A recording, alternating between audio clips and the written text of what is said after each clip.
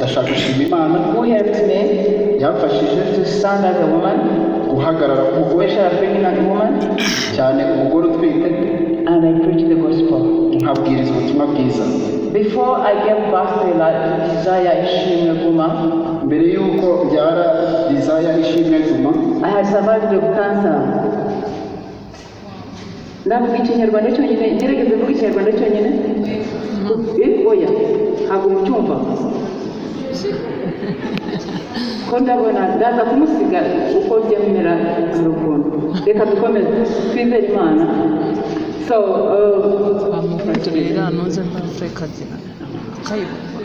something is not right here.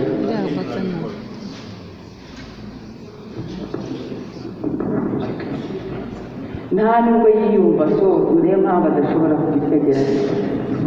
Mwaduha biriya bindi byo gufata mu ntoki. Biriya bindi byo gufata mu ntoki. Cyangwa we afata icyo mu ntoki. Okay, ubwo nuko igiterane cyateguye. Okay, mbere yo kubyara no kuza mu Rwanda kugira ngo ngire iminsi 7 y'igiterane. So before I gave birth and before I came to Rwanda for a 7-day crusade, mu bihumbi 1994 narwaye cancer. in 1994 I got cancer. Yo ku uterus. On the uterus cancer. Imana ingiza uburyo bubiri. God helped me, healed me 2 ways. Iya mbere nari ngiye kunyura umuti uri expired for 2 years. The first, I was taking a medicine which had expired for 2 years. I had not taken it. Nari ngiye kuyimira. So I was about to take a medicine that had expired for 2 Ijwi years. ry'Imana riraza ryanyongorera. Then the voice of God came and whispered Ngo to me nibwira abaganga basome instructions z'uwo muti. to tell the doctors to read the instructions of that drug. Icyo ngicyo Imana biratibishije. So God delivered me from that. Muri iryo vuriro ryose nta muti wa kanseri wari uhari. In that hospital, there was no cure for cancer. Yari irimo yose yari expired. So all the drugs were expired. Icya kabiri cy'Imana yanyujije, The second thing that God saved me yari from kanseri ubwayo. was cancer itself. Abaganga bavuga yuko ntazabyara. Doctors said that I would not give birth. Imana ivuguruza imigambi y'abaganga n'iya Satani. But God spoke otherwise concerning what Satan and the doctors have said. Bisobanuye neza, abaganga ntabwo yabavuguruje, ifite ukuntu yabavuguruje gatoya ukurikije ibyo baroraga kuri za scan. God spoke otherwise according to what the doctors have said as they had read the scans. Hagati aho ngaho So in the meantime, hariho ubwoba. there was fear. Hagati ya testimony, So in the meantime, hagati ya testimony n'ibyo numvise, in the middle of the testimony and what I hari heard, ubwoba. there was fear. Ariko hagati aho But in the meantime, imbaraga za Yesu the power of Jesus ziransanga. came to me, Isanga umugabo wanjye came to my husband, arankomeza. strengthened me. Yari afite kwizera kurenza kwanjye. He had higher faith than mine. Antwara aho bansengera. He took me to a place to be prayed for. Pastor Robert Kayanja na Theo barabye kuba baransengera. So Pastor Robert Kayanja prayed for me. Nyira kanseri. I was healed of cancer. Yesu umwana w'Imana. Jesus, the Son of God. Yesu urutare rwacu. Jesus, our rock. Yesu umwami w'abami. Jesus, the King of Kings. Aracyakora n'ubu. He's still at work today. Aracyariho. He's still alive. Hallelujah. Amen.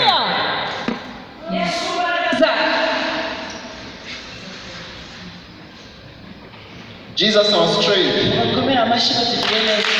Let us clap for them. They have done good to us. Tubabariye ko tudashoboye kugendana n'ibyo bintu. Bear with us. We couldn't cope with that. Hari ibyo twikoreye ku mitwe. There are some things we carried on our heads. Tubategereza n'abandi byagaruka muri ino When we were still young and we are thinking it can come Imana back. umugisha cyane. May God bless you so much. Imana yo mu ijuru God in heaven, iracyakora. He's still at Na work. bugingo n'ubu. Yego. Iracyakiza kanseri. Yego. Iracyakiza sida. Nibyo. God, Nibyo. we serve.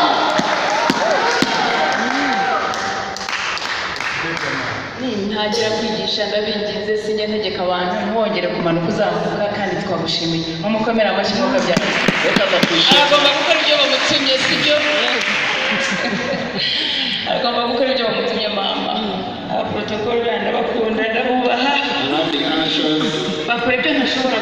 They do the things I can't do. Uca nk'imbere hano ngabona kwicara hasi keretse Pastor, before people I can faint unless I am preaching.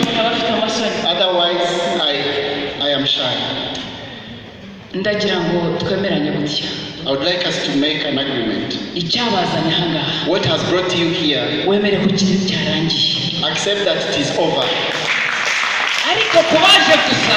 But for people who just baje kureba uwo muvugabutumwa. Who came to see the evangelist. Ndagusengera ngo nawe. I am praying that ugire vision yo gutwara ibyawe. They have a vision to get your own thing. Nta muvugabutumwa utanga igitangaza. There is no evangelist who gives a abatanga miracle. igitangaza ni ijambo ry'Imana. What gives a miracle is the word of ijambo God. ry'Imana. And those who accept the word of God, they don't get here. barakomeza bagatitiriza. So they keep on resisting to the point the word materializes. Nakize kanseri. I got healed of cancer. Najya muri details. I can't go in details. Ariko nakize kanseri nyina n'imiti yari igiye kunyica yari expired. But I got healed of cancer and I was saved from the medicine that was going to kill me. umubyeyi w'abana batanu. So I am a mother to 5 children. And they have grandchildren. Mfite umugabo umwe gusa. I'm married to one husband. Yitwa Ruben Guma. His name is Ruben Guma. Ntarasubira mu Bwongereza nzamuzana ahantu namwacumbikiye. So before I go back to England, I will bring him to the place you have gotten him from. It's a good place. Tutaranyanyagira mu ijambo cyane katunze dushimire abakoze igiterane. Before we dive into the word, we would like to thank those who have organized the crusade. Cyane nshimire Space na Pastor Frank Murenzi. Most especially Space and Pastor Frank Murenzi. Of course, na Mrs. Murenzi. And Mrs. Murenzi. Yes. Impamvu mvuze bano bantu bombi imbere yo gushimira bose. The reason as to why I have just mentioned the people I have mentioned before, I think in general. Ni abantu bagiye imbere bankomangira inzugi zo kuvuga ubutumwa bwiza muri kino gihugu muri kino gice cya Huye. These are people who walked ahead of me and knocked doors so that I may preach the gospel in this country. Pastor Frank Murenzi mu universities, mu churches ahantu hose yirukangaga yanjyanye ku Restoration Church, aranyirukanka nanjyana kwa Paul Gasigi, Imana igumugisha. Pastor Murenzi in university, in the Restoration Church, at Paul Gasigi's church. May God bless him. Evangelist Space ni umwana wanjye tumaranye imyaka myinshi. Evangelist Space is my daughter. We have been together for many years. She's my daughter. She's a co-servant of God. Aranyambika, arantwara mu modoka yiwe, arancumbikira, agenda akambara utuntu twinshi twiza, kumwigiraho utuntu twinshi twiza, bimwe na bimwe ntabwo nari nzi no kubyambara. Arimo abantu batazi kwambara kandi ubundi ngo mwakumvisa. She calls me, she drives me in her car, and she teaches me how to wear decently some of the things I didn't know how to wear. Ndabashimiye by'umwihariko. So I thank you in a special way. Imana ibamire. May God bless you. Ndashimira Pastor Letitia Imana kumugisha. I also thank Pastor Letitia. Uriko waranyibagiwe igihe cyose imyaka tumaze tutabonana. You could have forgotten me because time has it's been a long time. Akimana gutoranije kuzo tukimbere. But God chose you so that you may walk ahead of us. Ukomeze utwintroducingira abandi batatuzi. That you may continue to introduce us to others who don't know us.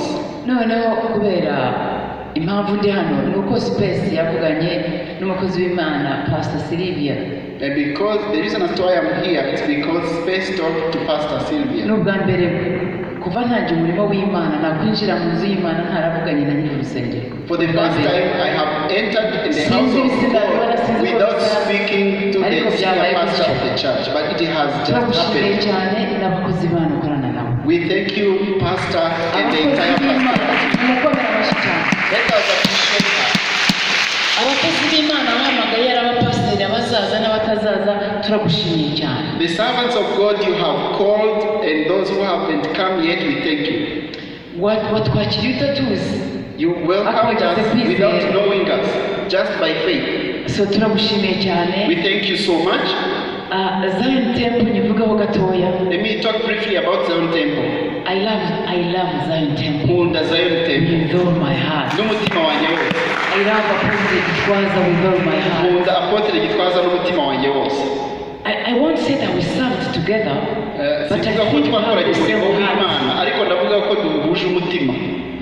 Ngira ngo twese nuko twaba turi intumwa wenda, ariko Maybe it's because both of us are apostles. ngeze mu Bwongereza mu 2023. When I got to UK in 2003, sinibuka neza 2003 cyangwa 2003 can't remember well, probably in 2003, nasanze batangira itorero I found them Zion beginning Temple London. planting a church, Zion Temple London. Ntekereza ko hari akabuye nashyize kuri iriya torero. I think there is a Ibyo stone bivuga I ngo put on that church. by'umwuka bara, ariko ndazi ko nashyizeho akabuye. For sure, I know there is a stone I put there, a very sweet stone. Abayobozi ba Zion Temple mu Bwongereza ni inshuti zanjye, turasurana turakorana umurimo The w'Imana. leadership of Zion Temple UK are my good friends. We serve Kuva together. ntangiye umurimo w'Imana niyigishije yuko ngomba gukunda abakozi b'Imana. Ever since I joined ministry, I taught myself to Ngomba love the gutanga servants umugisha of aho God, bishoboka, bidashoboka nkabyiburira. and that I should give a blessing where it's possible. Ako ngako niko nari nsimbutse, ubu rero tugiye gutangira umurimo mwiza hano.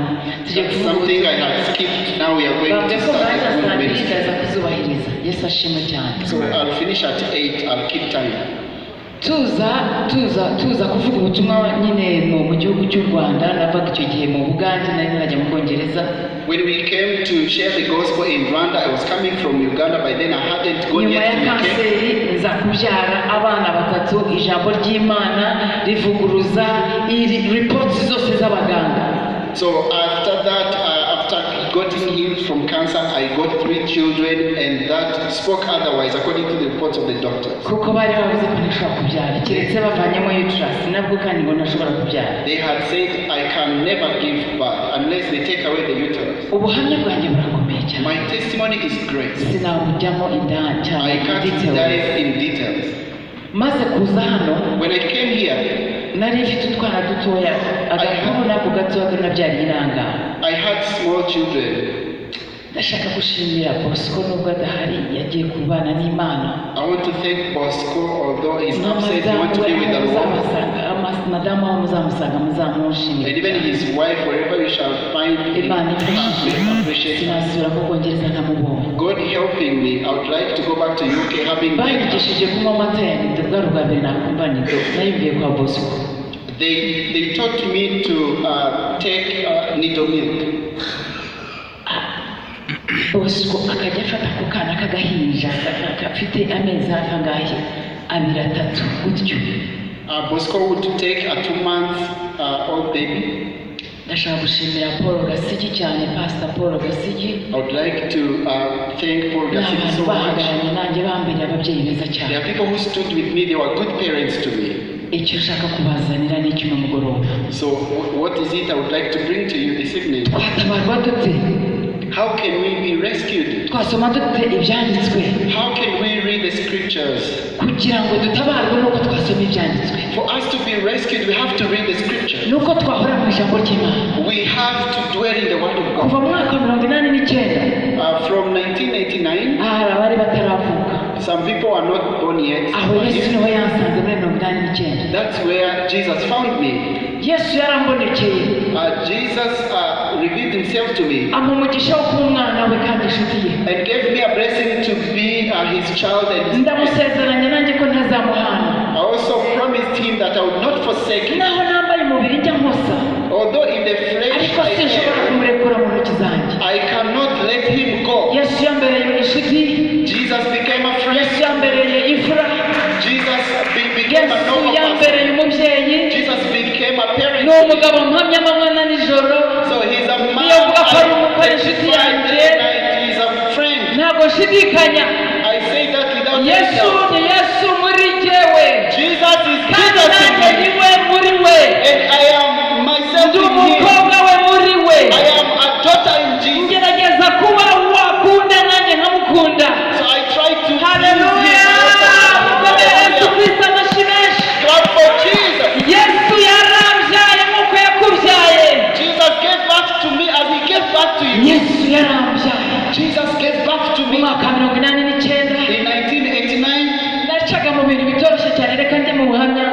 nzabigisha n'ejo nimugoroba cyangwa ku manywa. I was passing through difficult times. Mu Let me mwaka give a testimony. 1999 Yesu aransanga. 1989, Jesus came to me. Nari maze igihe mama arananiwe kuntangira amafaranga y'ishuri. For a long time, my mom had failed to pay my school fees.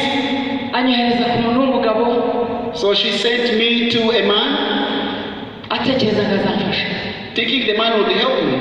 Ashaka kumfata ku ngufu, Yesu ahagarara hagati yanjye nawe. The man tried to rape me, but Jesus came in the middle. Uwo ndamutoroka, ndamucika. I escaped that man. Nza kongera kugwa ku wundi. Then I fell on another. Kuko ku ishuri byari byananiranye. Because it had been difficult at Nari school. ntafite aho ngana. I had nowhere to go. Sinari mfite umuvandimwe wamba bugufi. I had no brother to be by me. Mfite abana babiri ntabyaranye n'umugabo wanjye mfite uyu munsi.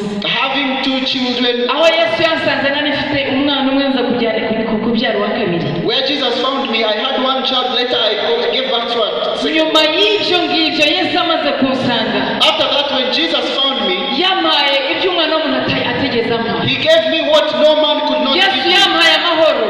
Jesus gave me peace. Nagerageje amahoro mu bagabo bafite amafaranga, ntabwo nasambanaga. I tried peace in men who had money. Sinagiye nsambana ngo mbone amafaranga. So I did not prostitute to Iyo get mbishaka money. mba narabikoze no kwiga nkiga ariko ibyo sinabishoboye. If I wanted, I could have done that, but I didn't do it. Icyo Yesu yankoreye. What Jesus did to me. Uriya wa kabiri. So the second one. Uwo ni uwa kabiri. That is the second. Ari wese w'abana banjye mfite uno munsi. The father of the children I have today. I want to go into detail. Aho naho Yesu yarahanshishije. Jesus also allowed me to pass amazi menshi. Those who are aho ibyanditswe byera byasohoye ku buzima bwanjye. where the scriptures were fulfilled upon my life. Yesaya 43. Isaiah 43. umurongo wa mbere kugeza ku wa 3. Verses 1 to 3. ngo uzaca mu mazi menshi. Though you pass ngo through ntabwo the water, azakujyana. it ngo will not uzaca mu drown. muriro. Though you pass through the ntabwo fire, uzashya. you will not be ntabwo consumed. nahiye. I was not ntabwo consumed natwawe n'amazi menshi. I was not- kugira ngo wumve buno buhamya. because mpamiriza umukobwa umwe aha hantu. so that mbwira umubyeyi umwe. mbwira umugabo umwe. ngo haracyari Yesu. nk'uko yari ari na bugingo n'ubu ntikameze. is the same today. mu mwaka 89 In 1989, Yesu aransanga. Jesus found me. amaze kunsanga When he came to me, ampa kumenya ko ari Yesu. he helped me to know he is Jesus araza asukamo kumenya. and poured in me the knowledge. uwo nari kumwe nawe muri iryo joro ndamubaza n'uyu mugabo ninde. The person I was with that night, I asked, who is this man? uwo twari kumwe arambwira ati nawe ufite ubwenge bwo kumenya uyu mugabo uwo ari we. So the person who was with me said, you are the one with the knowledge to know who this man mpita is. ndamubwira Then I told this person, uyu mugabo ni Yesu w'i Nazareti. this man is Jesus of Nazareth. hagati mu marira mu gahinda mu kwiheba kwinshi araza nsukamo kumenya. maze kugira kumenya ndavuga ngo uyu ni Yesu w'i Nazareti. In the middle of anger and hopelessness, he came and gave me the knowledge. I said, this is Jesus. ndangije kuvuga ngo uyu ni Yesu w'i Nazareti. Having said this is Jesus nitakuza of imbaraga Nazareth. za Mwuka Wera mu nzozi. Now I received the power of the ndangije Holy kuvuga mu Spirit to dream. byimisha. Then I spoke in new tongues. muri make Yesu yaraje arambwiriza muri video. nyikunda kwita video. So Jesus preached to me in a video. yarambwirije arangije anyuzuza Umwuka Wera. mu gitondo cyakurikiyeho naragiye ndabwirizwa neza banambikaho ibiganza natura Kristo Yesu. The following day in the morning I could preach. They laid hands on me. I received Jesus.